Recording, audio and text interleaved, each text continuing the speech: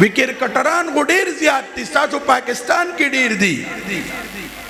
یو زمونږ د دیر کرکټر دی دیر سن نسیم شاه نومې دی نسیم شاه پیژنئ پلار یې ډیر دینداره کورنۍ هغه کرکټ ته راووته کمبخته لږ شهرت ورته میلاو شو هغه تازه بلیډ وول شروع کړ په مخ بیا د بلیډونو یو کمپنی وه هغې کې پکې مشورې له تللی علماو په هغې باندې ډېر اواز اوچت کړی هلته تللی په مخ باندې بلیډ یې ښه دی نسیم شاه ستا دا ځواني عارضي ستا دا مال عارضي تاله دا جسم الله را کړ دی تاله شهرت الله را کړ دی تاله مال الله را کړ دی ته د رسول الله صلی الله علیه وسلم سنت توهین مه کوه ته داسې مشورې باندې لعنت ولیږه چې کومې مشورې د وجې نه د جانان رحمت الله علیه صلی الله علیه وسلم زړه زخمي کیږي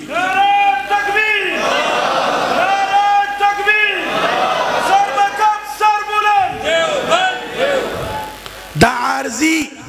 شهرت دی ډیر راله ډیر لاړ ستا د پلار په مخ باندې ګیره دا تبلیغي جماعت سره وابسته دی نن تا څخه دوه درې پیسې رالي تا نه د رسول الله صلی الله علیه وسلم طریقې یېرې شلې تا انسانیت یېر که نسیم شاه زما پیغام واوره توبه وکړه استغفار هغه د هاشم عامله نه عبرت واخله چې بچی حافظ قرآن جوړیږي د مونځ پابنده دی زه قریب کې افریقې ته تلومه دا میاشت یو نیمه مخشل ورځې مې هلته تېرې کړې افریقه کې زما سخر دی هلته تاسو اکثر علما پیژنئ مفتی رضا الحق صاحب دا زما سخر دی د شاه منصور والا هغو څخه تلم بیا مختلف علاقو ته لاړم هلته یو لوی کرکټر دی تاسو به پیژنئ ګیری ده هاشم عامله پیژنئ ټول ولې به یې کرکټ په وجې که هغه چېرته ډور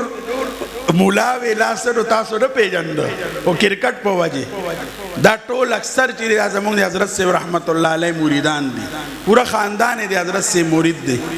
ما له دعوت وکړه زه هلته لاړم الحمدلله هلته ډوډۍ مو خوړله الحمدلله ذکر مجلس وشو او د هاشم عامله څلور بچي دي دوه زامن دوه لوڼه یو لور او یو زوی حافظ قرآن دی داسې ګوره ما ورته وی چې تا سره دا خلک ډیره زیاته مینه کوي نو هرې خبرې سره به استغفر الله استغفر الله پوښلې ولې هغه کې دینی جذبه وه بیا د موس هلته خوا کې یو جومات دی تقریبا 2-3 منټه فاصلې کې دی ما وی بانغ وویله شاید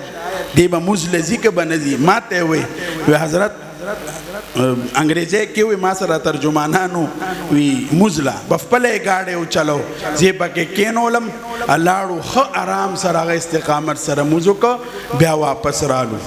15 واړه موزونه هغه خپل ګاډي کې ځي جومات ته هېڅ پروټوکول نشته وی ماله چې نن دا عزت را کړی دی کرکټ نه دی را کړی نن چې ما ته دا عزت ملاو شوی دی دا د رسول الله صلی الله علیه وسلم د دې سنت دی وجې ملاو شوی دی افریقی کرکټ ټیم دا شیټونه چې اچي په هغې باندې مونوګرام و د شرابو تاسو به اورېدي شراب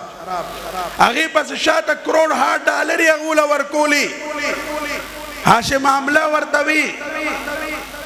که ما ته دا شیټ اچوئ نو بیا دا بنین ما ته اچوئ نو یاد ساتئ په دې باندې چې کوم دا مهر لګېدل دی د شرابو دا ما ته قابل قبول نه دی زه په دې باندې لعنت لیږم زه به کرکټ نه ریټایر شم زه به هر څه ختم کم خو زه الله سره او جناب رسول الله صلی الله علیه وسلم سره بے وفایي نشم کولی هغه د کافر په ملک کې پاتې کېږي افریقا کې عیسایانو ملک دی ته د غیرتي خاورې بچې د دیر غیرتي خاندان کې پیدا شوي اسلامي ملک کې پیدا شوي تاله شرم و حیا رانغله تا د رسول الله صلی الله علیه وسلم سنت سره ټوکه وکړه توبه وباسه زه د هغه خاندان د هغه والدینو ته ویم لعنت لګی په داسې لوبې باندې لعنت لګی په داسې تعلیم باندې لعنت لګی په داسې شهرت او په مال باندې چې کم مال کم شهرت کم عزت कम डिग्री तारे अल्लाह ना और जनाब रसूलुल्लाह सल्लल्लाहु अलैहि वसल्लम ना लेरी कई सही वेमा का न वेमा